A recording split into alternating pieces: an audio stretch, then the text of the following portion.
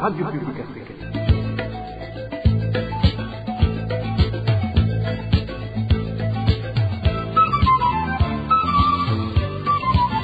Radio Publique Africaine.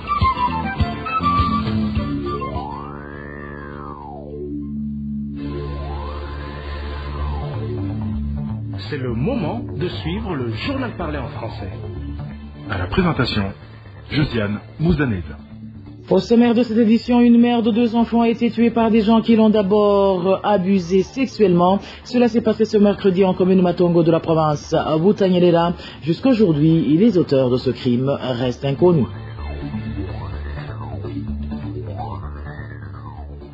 La raison derrière l'exil massif de jeunes Burundais et le manque de vision et de politique claire en matière de promotion de la jeunesse, c'est du moins l'analyse du porte-parole du parti MSD qui déplore néanmoins qu'au lieu de fuir cette pauvreté et les persécutions dont ils sont souvent victimes, ces jeunes devraient plutôt résister et lutter pour leurs droits et leur avenir meilleur. L'homologation du stade Inouali par la CAF pour accueillir des compétitions internationales est une opportunité donnée au Burundi de redorer son image sur la scène internationale. En plus de se faire un peu d'argent, dans ce journal, vous écouterez l'analyse de notre confrère Désiré Hatungimana, analyste sportif. Voilà pour les grandes articulations. Bien le bonsoir chez vous, mesdames et messieurs. Tout de suite, le développement de ces titres.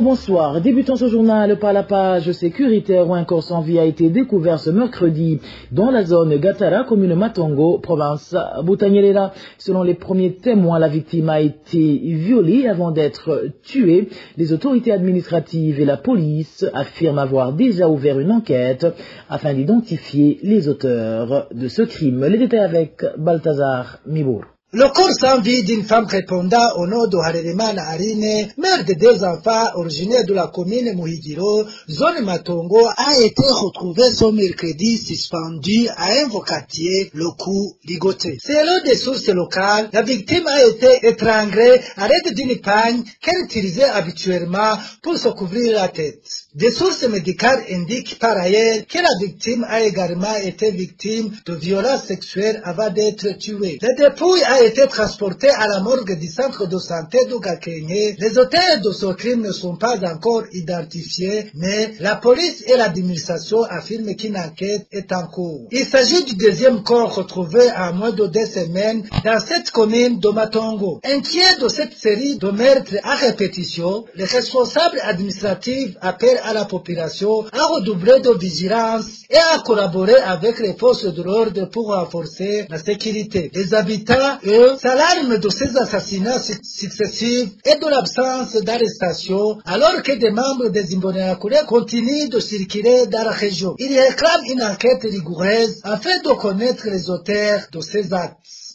Balthazar Mibour, en page droit de l'homme, les assassinats liés à des accusations de sorcellerie devenus récurrents ces derniers temps sont l'un des signes révélateurs du véritable visage du régime CNDD-FDD. C'est ce qu'affirme Nadine Nibigira, criminologue burundais. Selon elle, ces citoyens sont souvent tués parce qu'ils représentent une menace pour les intérêts du pouvoir en place. Suivez. Ce phénomène d'assassinat où les victimes sont accusées de sorcellerie, c'est un phénomène en fait qui surgit dans une période électorale où on pourrait se demander s'il y a réellement la présence de l'autorité. Et s'il y aurait la présence de l'autorité, il ne devrait pas y avoir la justice sociale comme ça s'est passé à Nyabiraba où il y a eu 6 personnes sauvagement assassinées et brûlées. À Chibitoke aussi, on a lancé une grenade dans une famille pendant la nuit. Et à Mabaye aussi, il y a eu ce genre d'assassinat avec la même accusation de sorcellerie. Alors, moi, je pourrais donner 3 sens. Le premier sens, en fait, c'est que les assassinats qui se font illustrent l'absence d'autorité, l'absence de la bonne gouvernance, l'absence de sécurité et la criminalité organisationnelle. Parce que à Nyabiraba, ce crime abominable a été commis par les jeunes Imbonerakure du parti CNDD-FDD. Et on voit vraiment que c'est trop atroce parce que même une maman qui essayait de sauver le leur a été sauvagement massacrée et brûlée. Et à voir aussi ce qui s'est passé à Chibitoke, c'est de la même façon parce que ce sont des familles qui sont ciblées où on pourrait se demander vraiment si c'est réellement la sorcellerie ou bien ce sont des cibles, je dirais, politiques. Parce que d'après mes investigations, c'est que ces gens qui ont été assassinés sauvagement et brûlés à Nyabirawa, certains sont du parti Palipetu-FNL, actuellement CNL, et l'autre famille qui a été assassinée, donc où on a lancé une grenade pendant la nuit, où une maman a été victime et décédée sur place, et dont le papa et l'enfant sont grièvement blessés. C'est une famille en fait qui est accusée de dénonciation, que cette famille dénonce les fraudeurs, les commerçants qui font passer les marchandises en fraude en provenance de la RDC. Et c'est déplorable en fait parce que ça illustre qu'il n'y a pas la présence d'autorité. Le deuxième sens en fait, c'est que il y a cet ancrage de la haine politique, cette criminalité, je dirais, organisationnelle, parce que cette absence d'autorité illustre que depuis l'accession au pouvoir, même avant, quand le CNDD-FDD était dans le maquis, c'est vraiment un parti actuellement qui n'a aucun but de gouvernance, qui n'a aucun but d'autorité, de leadership. Et cela, en fait, montre que son agenda n'est pas vraiment de gouverner, son agenda est de détruire la société.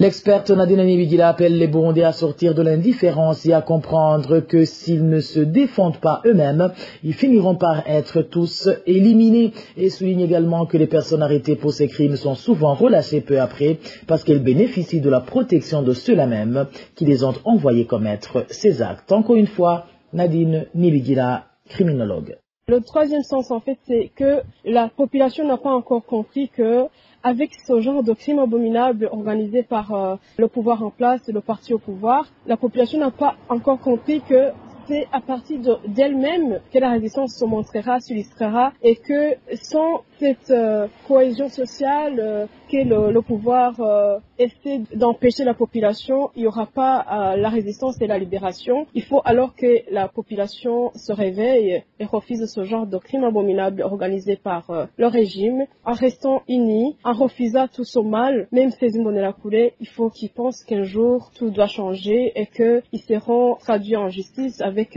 ces autorités. Ils ne vont pas avoir le temps de dire que c'était organisé et instigé par le pouvoir. Chacun répondra à ces actes de façon personnelle. C'est alors à la population de se réveiller pour résister et pour se libérer ensemble sans considérer l'ethnie, l'origine et n'importe quelle différence qui pourrait les séparer pour se libérer d'un pouvoir, je dirais, criminel qui est en train d'orchestrer tout cela, tout ce qui se passe et qui détruit le tissu social burundais. Je vous le disais en titre, le parti CNDD-FDD n'a pas de politique nationale claire en matière de promotion de la jeunesse, ni de vision pour lui garantir un avenir meilleur. C'est ce qui pousse les jeunes burundais à quitter massivement le pays, du moins selon le parti MSD qui déplore qu'après de nombreuses années l'exode de la jeunesse burundaise à la recherche de meilleures conditions de vie à l'étranger continue de s'intensifier. Epitas Chimilimana, porte-parole du parti MSD, ajoute que les persécutions et le découragement systématique dont sont victimes les jeunes constituent une autre raison majeure qui les pousse à fuir le pays. Suivez. urwaruka rw'uburundi ruramaze imyaka itari mike ruri mu bibazo n'amagorwa bitagira uko bingana babiterwa. La jeunesse burundaise vient de passer beaucoup d'années dans des difficultés qui sont infligées par des différentes autorités issues du parti CNDD-FDD et les responsables du même parti. Vous vous souvenez bien que depuis l'arrivée du parti CNDD-FDD au pouvoir, ce parti a commencé l'implication de la jeunesse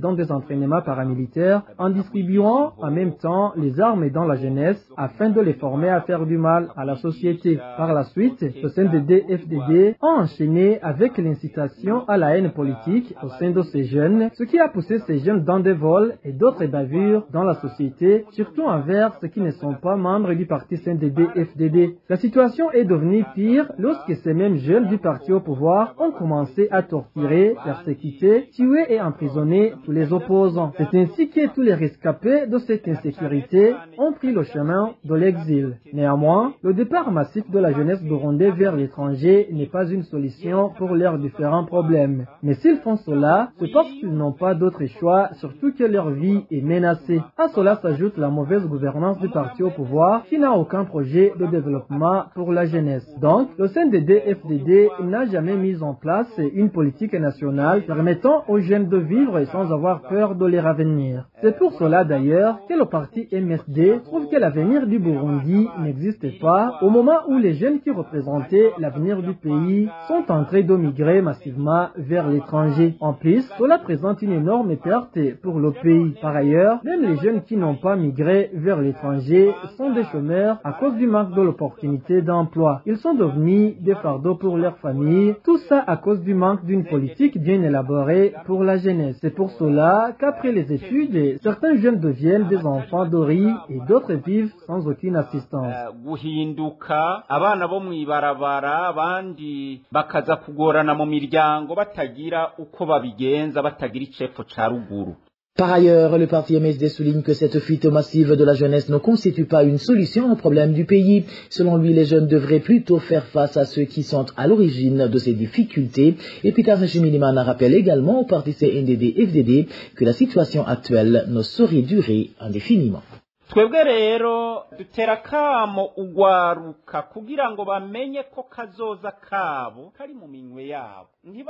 Nous lançons un appel vibrant à la jeunesse pour qu'elle puisse savoir qu'elle est responsable de son avenir, qu'elle arrête de penser à fuir le pays uniquement, mais de vaincre la peur et faire face à ce pouvoir du parti CNDD-FDD qui ne fait que les pousser vers l'exil. Ici, je rappelle aussi la jeunesse burundaise qu'il y a d'autres jeunes qui ont déjà commencé la lutte pour un état de droit et d'autres sont déjà victimes de cette cause car ils veulent que tous les Burundais soient traités équitablement devant la loi. Ce qui veut dire que si ces jeunes continuent de fuir le pays, cela est considéré comme une trahison pour ces autres jeunes qui ont laissé la vie dans leur lutte pour un état de droit. C'est pourquoi nous disons aux jeunes que la meilleure des solutions est de lutter contre le pouvoir du CNDD-FDD en montrant aux dirigeants actuels qu'ils n'ont rien fait pour la jeunesse depuis 20 ans et qu'il est temps de quitter le pouvoir, surtout que beaucoup de jeunes sont en train de souffrir à l'étranger, tandis que d'autres sont détenus dans différentes maisons carcérales du pays sans aucun espoir de l'avenir à cause de la mauvaise gestion du pays de ce même parti CNDD-FDD. Nous profitons également de cette occasion pour dire au parti CNDD-FDD que la situation ne restera pas comme elle est aujourd'hui. Qu'ils sachent que la jeunesse ne restera pas silencieuse.